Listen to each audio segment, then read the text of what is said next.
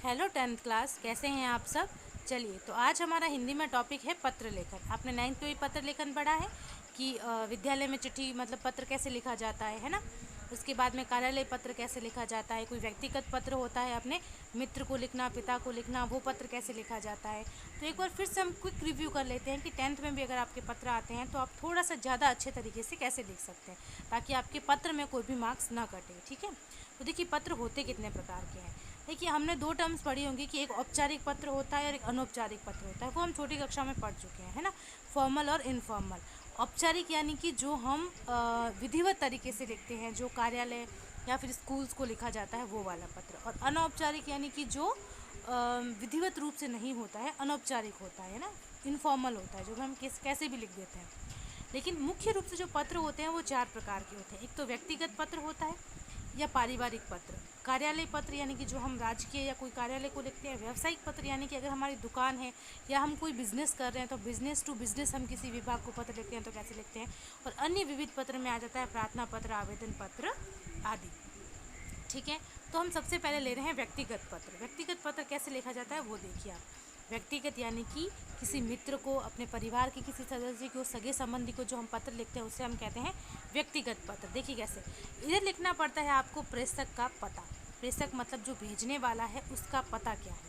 ठीक है, उसके बाद में अभिवादन। ठीक है, कि प्रिय मित्र या पूज्य पिताजी, जो भी आप लिखना चाहते हैं। उसके बाद में यहाँ से आप प्रारंभ करोगे कि आपको लिखना क्या है और मुख्य विषय जिस विषय में आपको पत्र लिखना है। पत्र का अंत, उसके बाद में यहाँ आदर सूचक चिन्ह यानी कि आपका पुत्र या आपका मित्र, जो भी आपको लिखना है, उसके बाद में आपके साइन। देखिए, मैं आपको एक और रूप बता देती हूँ जिसे कैसे लिखा है। ये देखिए, हो गया। अब जैसे ये पारिवारिक पत्र है, ठीक है, जैसे आपने अपने पुत्र द्वारा पिता को पत्र, उदयपुर।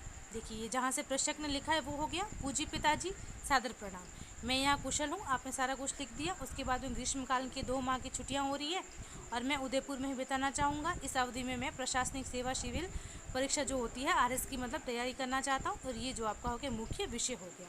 ठीक है, यहाँ पे अंत हो गया पेपर का। और आपका पुत्र मनीष, समझ आ गया। वैसे ही पिता को पुत्र, एक तो पुत्र द्वारा पिता को पत्र और पिता का पुत्र को वापस पत्र। इस तरह से आपको ये कंटेंट मिल गया। कंटेंट का मतलब है कि यहाँ आपका प्रेषक, यहाँ पे जो आप अभिवादन करते हो वो, फिर बीच में आपका हो गया आपका जो कंटेंट है जो आप लिखना चाहते हो विषय, और नीचे हो गया आपका आदर सूचक चिन्ह कि आप उनको क्या बुलाते। जैसे देखिए, मित्र को पत्र है ना, तो ये जितने भी 3-4 पत्र हैं वो आप लिख लेना। मित्र को पत्र भी देख लीजिए आप, ऊपर प्रेषक, उसके बाद में आपका जो है वो अभिवादन, फिर संप्रेम नमस्ते, और ये आपका हो गया और ये चीज़ हो गई। ठीक है, जैसे कि ये संवेदना पत्र यानी कि किसी की कोई दुखद भरी घटना हो तो उसके लिए।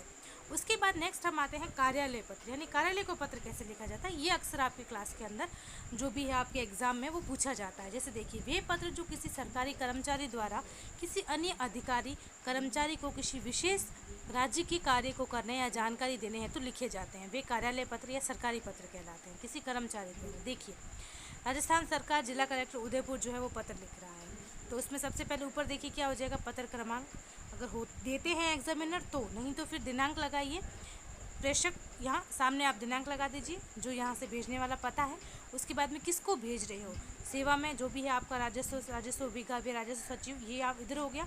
यानी कि अगर जब आपने व्यक्तिगत पत्र लिखा था तो आपने प्रेषक इधर लिखा था, है ना। उसके बाद में यहाँ आदर सूचक चिन्ह और हो गया यहाँ पे आपको प्रेषक इधर लिखना है, इधर दिनांक लिखनी है। उसके बाद में सेवा में श्रीमान जो भी है, ये जो राजस्व सचिव लिखा हुआ है ये पूरा लिखा। फिर आपका विषय क्या है वो आपने विषय लिखा। आप चाहो तो यहाँ नीचे से भी विषय स्टार्ट कर सकते हो, यहाँ लिखो तो यहाँ पे भी लिख दो। फिर महोदय, और ये आपका पूरा कंटेंट, और नीचे भगवती जिला कलेक्टर उदयपुर, यानी कि आपने स्वच्छता के अभियान की बजट की स्वीकृति के लिए ये पत्र लिखा है। ये आपको ऐसा कैसा उतारना है। फिर देखिए, प्रार्थना पत्र कैसा होता है। ये प्रारूप हो गया आपका, अगर आप किसी कार्यालय पत्र को लिख रहे हो, है ना, कार्यालय को अगर कोई पत्र लिखता है तो वो इसका फॉर्मेट ये हो जाता है। उसके बाद में ये फॉर्मेट आपको याद करना है और लैंग्वेज को अच्छा रखना है, क्योंकि जितना आप स्टैंडर्ड लैंग्वेज का यूज करोगे पत्र या जो निबंध लिखते हो उसके अंदर, आपको मार्क्स भी उतने ही अच्छे मिलेंगे। नेक्स्ट हम आते हैं प्रार्थना पत्र। देखिए, प्रार्थना पत्र कैसे लिखे जाते हैं, आप सबको पता है, सीधा सेवा में श्रीमान प्रधानाचार्य, शुल्क मुक्ति हेतु। और ये एक मैंने ऐसे ही आपको डाला है ताकि आपको याद रहे कि हम प्रार्थना पत्र ऐसे लिखते थे। ये हम कई सालों से लिखते आ रहे हैं, तो इसमें इतना आपको प्रॉब्लम नहीं आएगी। ठीक है, उसके बाद में देखिए शिकायती पत्र, ये भी कई बार लिखा जाता है कि हम किसी मेयर को या नगर निगम सॉरी जो नगर निगम होते हैं ना, उनको अगर हम पत्र लिखते हैं तो हम इस टाइप से उनको पत्र लिखते हैं कि हम सफाई के लिए, है ना। तो देखिए ये मेयर नगर निगम अजमेर को लिखा जा रहा है सफाई के संबंध में, तो ये भी बिल्कुल वैसे ही लिखना है। ये फॉर्मेट भी आपको याद कर लेना है, ठीक है। देखिए, ठीक है, तो ये आपके पत्र हो गए। तो आपको मैंने 3-4 इसमें पत्र भी दिए हैं। पहला है हमारा व्यक्तिगत या पारिवारिक पत्र, उसके बाद में है हमारा कार्यालय पत्र, कार्यालय को पत्र कैसे लिखा जाता है। उसके बाद में आपका आ गया प्रार्थना पत्र, उसके बाद कोई शिकायत पत्र करना हो आपको, इस तरह से। एक आता है व्यावसायिक पत्र, है ना। व्यावसायिक पत्र भी बिल्कुल ऐसा होता है जैसे हम कार्यालय पत्र लिखते हैं। जैसे देखिए, ये जो कार्यालय पत्र है इसका फॉर्मेट मुझे मिला नहीं है, जब स्कूल खुलेंगी तो मैं आपको उसका फॉर्मेट दे दूँगी, ठीक है।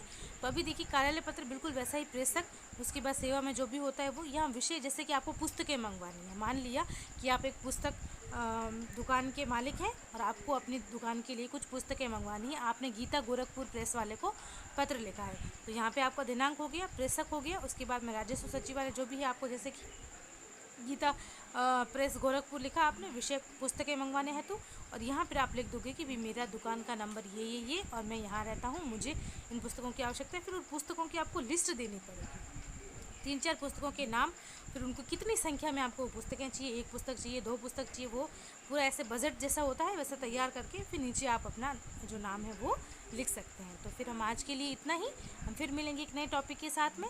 तब तक के लिए जय हिंद, जय भारत।